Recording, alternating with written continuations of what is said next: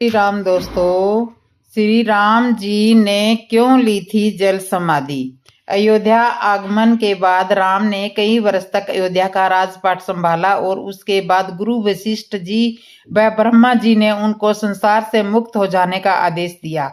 एक घटना के बाद उन्होंने सरयू नदी में जल में समाधि ले ली थी। आश्विन पूर्णिमा के दिन मर्यादा पुरुषोत्तम राम ने अयोध्या से सटे फैजाबाद शहर के सरयू नदी के किनारे जल समाधि लेकर महाप्रयाण किया। श्री राम ने सभी की उपस्थिति में ब्रह्म मुहूर्त में सरयू नदी की ओर प्रयाण किया। उनके पीछे थे उनके परिवार के सभी सदस्य भरत, शत्रुघ्न, उर्मिला, मांडवी और सुकृति। ओम का उच्चारण करते हुए वे सरयू के जल में एक एक पग आगे बढ़ते गए और जल उनके हृदय और अधरों को छूता हुआ सिर के ऊपर चढ़ गया। क्यों ली थी जल समाधि। यमराज यह जानते थे कि भगवान की इच्छा के बिना भगवान न तो स्वयं शरीर का त्याग करेंगे और न ही शेष नाग के अंशा अवतार लक्ष्मण जी। ऐसे में यमराज ने एक चाल चली थी। एक दिन यमराज किसी विषय पर बात करने के लिए भगवान राम के पास आ पहुंचे। भगवान राम ने जब यमराज से आने का कारण पूछा तो यमराज ने कहा कि आपसे कुछ जरूरी बात करनी है। भगवान राम ने यमराज को अपने कक्ष में ले गए। यमराज ने कहा कि मैं चाहता हूं कि जब तक मेरी और आपकी बात चले तब उसके बीच में कोई भी कक्ष में न आए। यमराज ने अपनी बात को आगे बढ़ाते हुए यह भी कहा कि अगर कोई बीच में आ जाए तो आप उसे मृत्यु दंड देंगे। भगवान राम ने यमराज की बात को मान लिया और यह सोचकर कि लक्ष्मण उनके सबसे आज्ञाकारी है, इसलिए उनको लक्ष्मण जी को अपहरे पर बैठा दिया। यमराज और राम की बात चल ही रही थी, तब उसी समय दुर्वासा ऋषि अयोध्या पहुंच गए और राम जी से तुरंत मिलने की इच्छा जाहिर की। लक्ष्मण जी ने कहा कि भगवान राम अभी यमराज के साथ विशेष चर्चा कर रहे हैं। भगवान की आज्ञा है कि जब तक उनकी बात समाप्त न हो कोई उनके कक्ष में नहीं आए, इसलिए आपसे अनुरोध है कि आप कुछ समय प्रतीक्षा करें। ऋषि दुर्वासा लक्ष्मण जी की बातों से क्रोधित हो गए और कहा कि अभी जाकर राम से कहो कि मैं उनसे मिलना चाहता हूं, अन्यथा मैं पूरी अयोध्या को नष्ट होने का अभिशाप दे दूंगा। लक्ष्मण जी ने सोचा कि उनके प्राणों से अधिक महत्व उनके राज्य और उनकी जनता का है, इसलिए अपने प्राणों का मोह छोड़कर लक्ष्मण जी भगवान राम के कक्ष में चले गए। भगवान राम लक्ष्मण को सामने देखकर हैरान और परेशान हो गए। भगवान राम ने लक्ष्मण से पूछा कि यह जानते हुए भी कि इस समय कक्ष में प्रवेश करने वाले को दंड दिया जाएगा, फिर भी तुम मेरे कक्ष में कैसे आ गए। लक्ष्मण जी ने कहा कि दुर्वासा ऋषि आपसे अभी मिलना चाहते हैं, उनके हट के कारण मुझे अभी कक्ष में आना पड़ा है। राम जी यमराज से अपनी बात पूरी करके जल्दी से दुर्वासा ऋषि से मिलने पहुंचे। यमराज अपनी चाल में सफल हो चुके थे। राम जी से यमराज ने कहा कि आप अपने वचन के अनुसार लक्ष्मण को मृत्यु दंड दीजिए। भगवान राम अपने वचन से विवश थे। राम जी सोच में थे कि अपने प्राणों से प्यारे भाई को कैसे मृत्यु दंड दिया जाए। राम जी ने अपने गुरु वशिष्ठ जी से इस विषय में बात की तो गुरु ने बताया कि अपनों का त्याग मृत्यु दंड के समान ही होता है, इसलिए आप लक्ष्मण जी को अपने से दूर कर दीजिए, यह उनके लिए मृत्यु दंड के बराबर ही सजा होगी। जब राम जी ने लक्ष्मण को अपने से दूर करने के लिए कहा तो लक्ष्मण जी ने कहा कि आपसे दूर रोककर तो मैं वैसे ही मर जाऊंगा, इसलिए अब मेरे लिए उचित है कि मैं आपके वचन की लाज रखूं।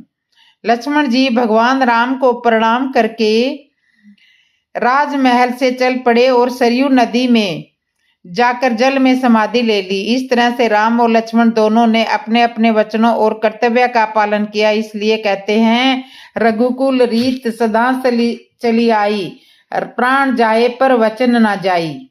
इसलिए राम जी ने भी जल समाधि ले ली।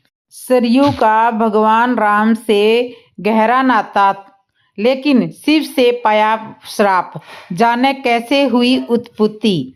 तो सरयू भगवान राम से गहरा नाता है, लेकिन शिव से पाया श्राप, जाने कैसे। सरयू का भगवान राम से है गहरा नाता।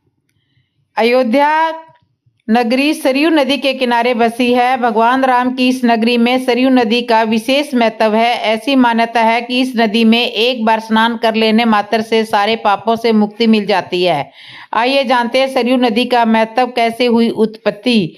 अयोध्या नगरी सरयू नदी के किनारे बसी हुई है। भगवान राम की इस नगरी में सरयू का विशेष महत्व है। सरयू नदी में स्नान के महत्व को तुलसीदास ने रामचरितमानस में बताया है कि सरयू नदी अयोध्या के उत्तर दिशा में बहती है। ऐसा कहा जाता है कि सरयू नदी में स्नान मात्र से भी सभी तीर्थों का पुण्य फल मिल जाता है।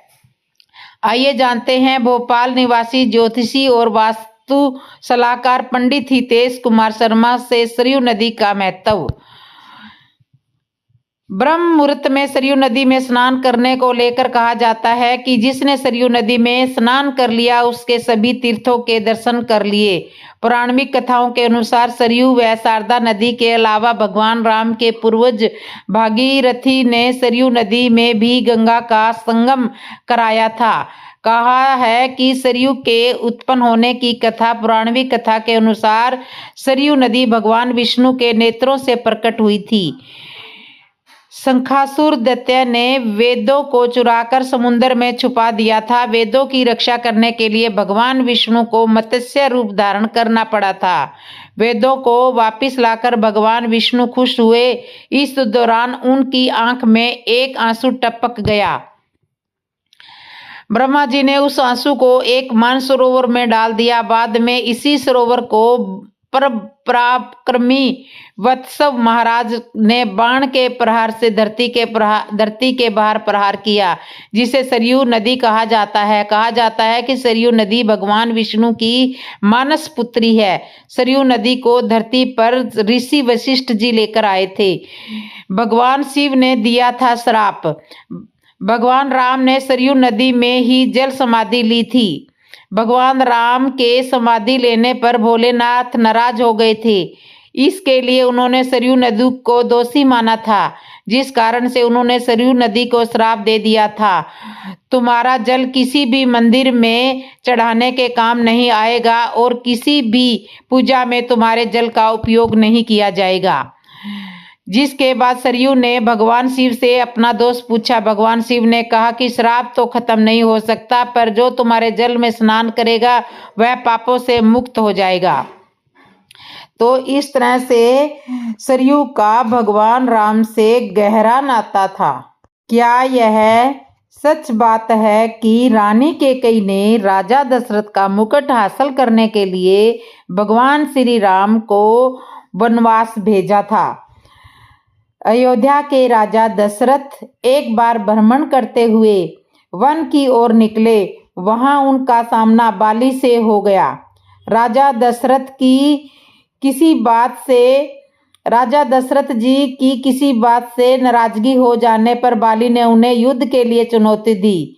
राजा दशरथ की तीनों रानियों में से कैकेयी अस्त्र शस्त्र और रथ चलाने में पारंगत थी। अतः अक्सर राजा दशरथ जब कभी कहीं भ्रमण करने के लिए जाते थे तो कैकेयी को भी अपने साथ लेकर जाया करते थे। इसलिए कई बार वह युद्ध में राजा दशरथ के साथ होती थी। जब बाली व राजा दशरथ के मध्य भयंकर युद्ध चल रहा था, उस समय सुयोग वंश रानी कैकेयी भी उनके साथ थी। युद्ध में बाली राजा दशरथ पर भारी पड़ने लगा। वह इसलिए क्योंकि बाली को यह वरदान था कि उसकी दृष्टि यदि किसी पर भी पड़ जाए तो उसकी आदि शक्ति बाली को प्राप्त हो जाती थी। अतः यह तो निश्चित था कि उन दोनों के युद्ध में हार राजा दशरथ की ही होगी। राजा दशरथ के युद्ध में हार जाने पर बाली ने उनके सामने एक शर्त रखी कि या तो वो अपनी पत्नी कैकेयी को यहाँ छोड़ दे या फिर रघुकुल की शान अपना मुकुट यहाँ पर छोड़कर जाए। तब राजा दशरथ को अपना मुकुट वहां पर छोड़कर रानी कैकेयी के साथ वापस अयोध्या लौटना पड़ा। रानी कैकेयी को यह बात बहुत दुखी, आखिर एक स्त्री अपने पति के अपमान को अपने सामने कैसे सह सकती है, यह बात उन्हें हर पल कांटे की तरह चुभने लगी कि उनके कारण राजा दशरथ का अपना मुकुट छोड़ना पड़ा। वह राज मुकुट की वापसी की चिंता में रहती थी। जब श्री राम जी के राज तिलक का समय आया तब दशरथ जी व कैकेयी जी को मुकुट को लेकर चर्चा हुई। यह बात तो केवल यही दोनों जानते थे। कैकेयी ने रघुकुल की आन को वापस लाने के लिए श्री राम के वनवास का कलंक अपने ऊपर ले लिया था और श्री राम को वनवास भिजवाया। उन्होंने श्री राम से कहा भी था कि बाली से मुकुट वापस लेकर आना है। श्री राम जी ने जब बाली को मारकर गिरा दिया, उसके बाद उनका बाली के साथ संवाद होने लगा। प्रभु ने अपना परिचय देकर बाली से अपने कुल के शान मुकुट के बारे में पूछा। तब बाली ने बताया, रावण को मैंने बंदी बनाया था। जब वह भागा तो साथ में छल से वह मुकुट भी लेकर भाग गया। प्रभु, मेरे पुत्र को सेवा में ले लीजिए, वह अपने प्राणों की बाजी लगाकर आपका मुकुट लेकर आएगा। जब अंगद श्री राम जी के दूत बनकर रावण की सभा में गए, वहां उन्होंने सभा में अपने पैर जमा लिए और उपस्थित वीरों को अपना पैर हिलाकर दिखाने की चुनौती दी।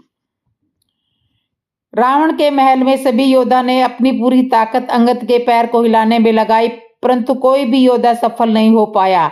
जब रावण के सभा के सारे योद्धा अंगद के पैर को हिला न पाए तो समय रावण अंगद के पास पहुंचा और उसके पैर को हिलाने के लिए जैसे ही झुका, उसके सिर से वह मुकुट गिर गया। अंगद वह मुकुट लेकर वापस श्री राम के पास चले आए। यह महिमा थी रघुकुल के राज मुकुट की। राजा दशरथ के पास गई तो उन्हें पीड़ा झेलनी पड़ी। बाली से जब रावण वह मुकुट लेकर गया तो बाली को अपने प्राणों को आहुति देनी पड़ी। इसके बाद जब अंगद रावण से वह मुकुट लेकर आ गया तो रावण के भी प्राण गए तथा कैकेयी के कारण ही रघुकुल की लाज बच सकी। यदि कैकेयी श्री राम जी को वनवास नहीं भेजती तो रघुकुल सम्मान वापस नहीं लौट पाता। कैकेयी ने कुल के सम्मान के लिए सभी कलंक अपयश अपने ऊपर ले लिए थे। अतः श्री राम अपनी माताओं में सबसे ज्यादा प्रेम कैकेयी से ही करते थे। इसीलिए ये बात सच है कि रानी कैकेयी ने राजा दशरथ का मुकुट वापस लाने के लिए भगवान श्री राम को वनवास भेजा था। सबरी ने श्री राम को किस जगह और क्यों खिलाए झूठे बेर, जाने क्या वजह थी झूठे बेर खिलाने की। सबरी ने भगवान श्री राम को झूठे बेर खिलाए। माता सबरी को विशेष महत्व दिया गया है। माता सबरी भगवान की परम भक्त थी। इसके बाद भी उन्होंने भगवान श्री राम समय चक चक कर मीठे बेर खिलाए थे। वह कौन सा स्थान था जहां सबरी ने भगवान श्री राम को झूठे बेर खिलाए थे? पूरी जानकारी के लिए मैं आपको बता देती हूँ कि रामायण की कथा में माता सबरी को विशेष महत्व दिया गया है। माता सबरी भगवान राम की परम भक्त थी। उन्होंने सालों तक भगवान राम और माता सीता की भक्ति करने के साथ उनकी प्रतीक्षा भी की थी। जब भगवान राम की माता सीता की खोज करते समय वन के रास्ते से माता सबरी से भेंट हुई। उससे पहले माता सबरी रोज मार्ग में पुष्प बिछाकर और चक चक कर मीठे बेर भगवान राम के लिए इकट्ठा किया करती थी। और एक दिन सबरी की इंतजार पूरा हो गया। आखिरकार भगवान राम से उनकी भेंट हो ही गई। आइए जानते हैं कि वह कौन सा स्थान था जहां पर भगवान राम और माता सबरी की भेंट हुई थी। यही नहीं, भगवान राम ने माता सीता के झूठे बेर क्यों खाए थे? भगवान राम और माता सबरी की भेंट उस समय हुई थी जब श्री राम जंगलों में माता सीता की खोज में भटक रहे थे। रामायण में भगवान राम का माता सबरी से भेंट के स्थान का विवरण है। वह सबरी धाम के नाम से जाना जाता है। सबरी धाम दक्षिण पश्चिम गुजरात के डांग जिले के आहवा से 33 किलोमीटर और सापुतारा से लगभग 60 किलोमीटर की दूरी पर सुबीर गांव के पास स्थित है। ऋषियों ने क्यों किया था सबरी का त्याग? सबरी का जन्म एक आदिवासी परिवार में होने के कारण उसे अछूत माना जाता था। सबरी के माता पिता ने उसका विवाह एक शराबी व्यक्ति के साथ तय कर दिया था। सबरी उसके साथ अपने जीवन को नष्ट नहीं करना चाहती थी, इसलिए वह विवाह से पूर्व अपने घर से भाग गई और वह जंगल में ऋषियों के लिए लकड़ी और खाने के लिए फल तोड़कर लाती थी। सभी ऋषि सबरी से अत्यंत प्रसन्न थे, लेकिन एक दिन जब उन्हें यह पता चला कि सबरी अछूत है, तब सभी ऋषियों ने उसका त्याग कर दिया। सबरी ने क्यों झूठे किए बेर?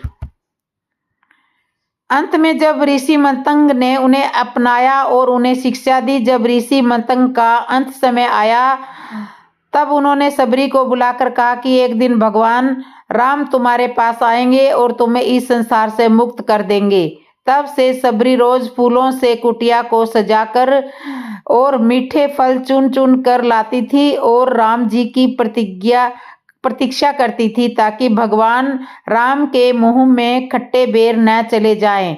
सालों तक प्रतीक्षा करते हुए जब सबरी बूढ़ी हो चुकी थी, भगवान राम माता सीता की खोज करते हुए उस वन में पहुंचे जहां सबरी की कुटिया थी।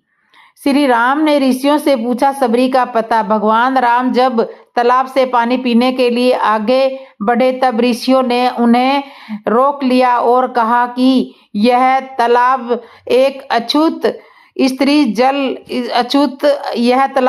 है, यहाँ पर एक अछूत स्त्री जल लेकर जाती है। सभी ऋषियों ने इस तालाब का त्याग कर दिया है। यह सुनकर राम ने ऋषियों से कहा कि कोई स्त्री अछूत नहीं हो सकती। स्त्री एक इंसान को जन्म देती है, वह किस तरह अछूत हो सकती है? यह सब कहकर भगवान राम ने सबरी की कुटिया का पता पूछा और सबरी के पास पहुंच गए। भगवान राम को परोसे झूठे बेर। भगवान राम जैसे ही कुटिया तक पहुंचे, सबरी ने उन्हें पहचान लिया और उनके चरणों में आकर गिर गई। सबरी भगवान राम और लक्ष्मण को अपनी कुटिया में लेकर गई और उनकी आवभगत करने लगी। तब सबरी ने भगवान राम को झूठे बेर परोसे और राम जी बेर खाने लगे। तभी लक्ष्मण बोले कि यह बेर तो झूठे हैं, आप कैसे खा सकते हैं? इस पर श्री राम ने कहा कि यह झूठे नहीं, मीठे बेर हैं, इसमें माता सबरी के प्रेम और स्नेह की मिठास है। अंत में सबरी ने भगवान राम का आशीर्वाद ग्रहण कर अपना शरीर त्याग दिया। तो इस तरह से सबरी ने भगवान श्री राम को झूठे बेर खिलाए थे। श्री राम जी के जन्म की संपूर्ण कथा। कैसे श्री राम का जन्म कैसे हुआ? श्री राम लक्ष्मण भरत शत्रुघ्न का जन्म कैसे हो? श्री राम जन्म की कथा और उनके भाइयों का जन्म। श्री राम का जन्म कैसे हुआ? श्री राम लक्ष्मण भरत शत्रुघ्न का जन्म राजा दशरथ त्रेता युग में सूर्यवंश के राजा इक्ष्वाकु, दिलीप, भागीरथ, रघु और राजा हरिश्चंद्र जैसे प्रतापी राजाओं के साथ राजा दशरथ भी हुए थे। राजा दशरथ बड़े ही पराक्रमी और प्रतापी राजा थे। तीनों लोकों में उनकी कीर्ति विद्यमान थी। देवराज इंद्र उनके मित्र थे तथा उन्होंने देव और असुरों के संग्राम में देवराज इंद्र के साथ मिलकर युद्ध किया था। राजा दशरथ का साम्राज्य दिन दूनी रात चौगुनी उन्नति पर था, लेकिन उन्हें केवल एक ही बात की चिंता सताए जा रही थी कि उनके बाद उनके वंश का क्या होगा। राजा दशरथ की 3 रानियां थी, जिनमें सबसे बड़ी रानी कौशल्या थी, उनसे छोटी रानी कैकेयी थी तथा सबसे छोटी रानी सुमित्रा थी। 3 पत्नियां होने के बावजूद राजा दशरथ का कोई भी संतान नहीं थी जो उनके कुल को आगे बढ़ा सके, इसलिए उन्हें अपने कुल के अंत का डर सताए जा रहा था। श्री राम का जन्म। इस विषय में उन्होंने अपने कुल ऋषि से इस समस्या का समाधान पूछा। उनके कुल ऋषि ने बताया कि उन्हें पुत्र प्राप्त करने के लिए पुत्रेष्टि यज्ञ संपन्न करना होगा, जिसके फलस्वरूप उन्हें पुत्र की प्राप्ति आवश्यक होगी। लेकिन उन्होंने इसके साथ यह भी शर्त रखी कि वह स्वयं पुत्रेष्टि यज्ञ नहीं करवा सकते। इस यज्ञ के लिए राजा दशरथ को स्वयं जाकर ऋषि श्रृंग मुनि को प्रश्न करना होगा। श्रृंग मुनि अर्थ वेद के पूर्ण ज्ञाता हैं तथा वह पुत्र कामेष्टि यज्ञ के विशेषज्ञ हैं। वही इस यज्ञ को संपन्न करा सकते हैं। पुत्र कामेष्टि यज्ञ संपन्न होना। राजा दशरथ पैदल वन में श्रृंग ऋषि के पास जाते हैं तथा उनसे आग्रह करते हैं कि संतान सुख के लिए वे व्याकुल हैं, कृपा करके मेरी समस्या का समाधान कीजिए। राजा दशरथ की सादगी व विनम्र आदर भाव के कारण ऋषि श्रृंग मुनि प्रसन्न हुए और उन्होंने दशरथ को वचन दिया कि वह उनका पुत्रेष्टि यज्ञ करवाएंगे। उसके पश्चात शुभ मुहूर्त देखकर उन्होंने दशरथ का पुत्र कामेष्टि यज्ञ संपन्न कराया। यज्ञ संपन्न होने के बाद हवन कुंड में से अग्नि देवता खीर का पात्र लेकर प्रकट हुए और राजा दशरथ से बोले, हे राजन, यह खीर ले जाओ और अपनी तीनों पत्नियों को बराबर खिला दो। इससे तुम्हें संतान प्राप्ति आवश्यक होगी। और श्री राम उनके भाइयों का जन्म राजा दशरथ खीर का पात्र ले जाकर रानी कौशल्या व रानी कैकेयी को देते हैं। रानी कौशल्या और रानी कैकेयी अपने पात्र में से एक एक निवाला सबसे छोटी रानी सुमित्रा को देते हैं, जिसके पश्चात प्रभाव से कुछ समय बाद राजा दशरथ के घर में एक साथ 4 पुत्रों का जन्म होता है। रानी कौशल्या सबसे बड़े पुत्र राम को जन्म देती है। उसके कुछ ही समय बाद रानी कैकेयी राजा दशरथ के दूसरे पुत्र भरत को जन्म देती है। कुछ घड़ी बीत जाने के पश्चात सुमित्रा राजा दशरथ के तीसरे पुत्र लक्ष्मण को जन्म देती है तथा कुछ ही क्षण बाद वह दशरथ के चौथे पुत्र शत्रुघ्न को जन्म देती है। और इस प्रकार पृथ्वी पर बढ़े हुए पाप अत्याचार को मिटाने के लिए भगवान नारायण स्वयं राजा दशरथ के पहले पुत्र श्री राम के रूप में जन्म लेते हैं। भगवान विष्णु के राम अवतार का साथ देने के लिए शेषनाग लक्ष्मण के अवतार में जन्म लेते हैं तथा उसके साथ ही भगवान विष्णु के सुदर्शन चक्र भरत के अवतार में जन्म लेते हैं तथा शत्रुघ्न भगवान विष्णु के शंखशैल के अवतार होते हैं। श्री राम, लक्ष्मण, भरत और शत्रुघ्न को 4 पुरुषार्थ का रूप माना गया है, जिसमें श्री राम धर्म का रूप होते हैं तथा भारत मोक्ष का रूप होते हैं। उसके साथ ही लक्ष्मण जी को काम का प्रतीक माना जाता है तथा शत्रुघ्न जी को धन का रूप माना जाता है। तो इस तरह से राम जी और उनके 4 भाइयों का जन्म होता है। राम जी की सौगंध खाकर राम से ही लड़ने चले हनुमान। जाने बहुत ही प्यारी सी रोचक कथा। मर्यादा पुरुषोत्तम भगवान श्री राम के परम भक्त श्री हनुमान जी के बारे में तो सभी जानते हैं।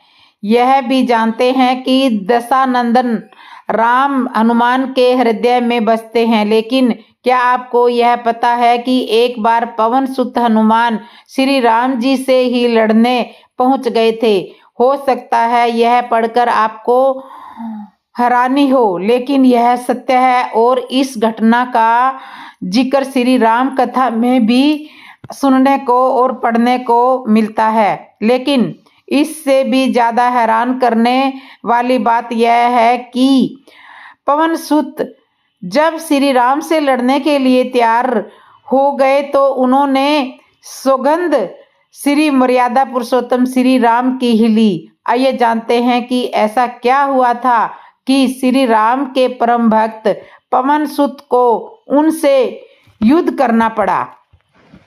देवऋषि नारद ने दी थी सीख। कथा मिलती है कि एक बार सुमेरु पर्वत पर सभी संतों की सभा का आयोजन हुआ। देश के राजा सुकंत भी उसी सभा में सभी संतों का आशीर्वाद लेने जा रहे थे। रास्ते में उन्हें देवऋषि नारद मिले। राजा सुकत ने उन्हें प्रणाम किया। इस पर श्री नारद जी ने उन्हें आशीर्वाद देकर यात्रा का प्रयोजन पूछा। राजा सुकत ने उन्हें संत सभा के आयोजन की बात बताई। इस पर नारद मुनि ने कहा, अच्छा है, संतों की सभा में जरूर जाना चाहिए।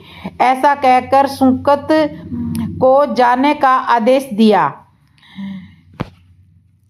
सुकत जैसे ही सभा में पहुंच जाने के लिए प्रस्थान करने लगे, तैसे ही नारद जी ने उन्हें आवाज दे दी। इसके बाद कहा कि जिस सभा में जा रहे हो उसमें सभी को प्रणाम करना, लेकिन ऋषि विश्वामित्र का अभिवादन बिल्कुल भी मत करना। इस पर सुकंत ने पूछा कि यह तो उचित नहीं है। तब श्री नारद जी ने कहा कि तुम भी राजा हो, वह भी पहले राजा थे, अब संत हो गए हैं, मत करना प्रणाम। राजा सुकंत ने किया भी ठीक वैसा ही। सभा के समाप्त होते ही विश्वामित्र जी श्री राम जी से मिलने पहुंचे। वहां पहुंचकर उन्होंने बताया कि उनका अपमान हुआ है, वह इसे भूल भी जाते, लेकिन यह तो संत परंपरा का अपमान है। राम जी ने पूछा, गुरुजी क्या हुआ? तब विश्वामित्र जी ने कहा कि मेरा अपमान हुआ है। राम जी ने पूछा, किसने किया? तब विश्वामित्र जी ने कहा कि जानकर करोगे भी क्या? इस पर श्री राम जी ने कहा कि गुरुजी, आपके चरणों की सौगंध लेकर प्रतिज्ञा करता हूँ, जो सिर आपके चरणों में नहीं झुका है उसे काट दिया जाएगा। कल सुबह मैं उसका वध कर दूंगा। सुकत पहुंचे देवऋषि नारद की शरण में। श्री राम की इस सौगंध का जैसे ही राजा सुकत को पता चला कि वह नारद मुनि को ढूंढने लगे। काफी देर तक परेशान रहे, लेकिन नारद मुनि उन्हें मिल ही नहीं रहे थे। व्याकुल होकर जब वह रोने लगे, तब नारद जी प्रकट हुए। सुकत ने हाथ जोड़कर उन्हें सारी बात कह सुनाई, साथ ही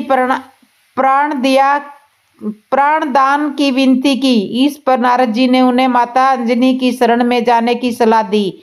यह भी कहा कि अगर उन्होंने तुम्हें बचाने का वचन दिया है तो तुम जरूर बच जाओगे, लेकिन यह भी कहा कि वह किसी को यह नहीं बताएंगे कि नारद ने उन्हें यह सलाह दी है।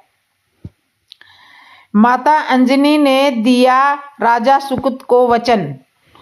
राजा सुकत के रोने की आवाज सुनकर माता अंजनी बाहर पहुंची। तब उन्होंने कहा कि माता मुझे बचा ले, अन्यथा विश्वामित्र जी मुझे मार डालेंगे। इस पर माता अंजनी ने सुकत को उसके प्राण बचाने का वचन दिया। उन्होंने कहा कि तुम शरण में हो, तुम्हें कोई भी नहीं मार सकता। इसके बाद राजा सुकत को विश्राम करने के लिए कहा।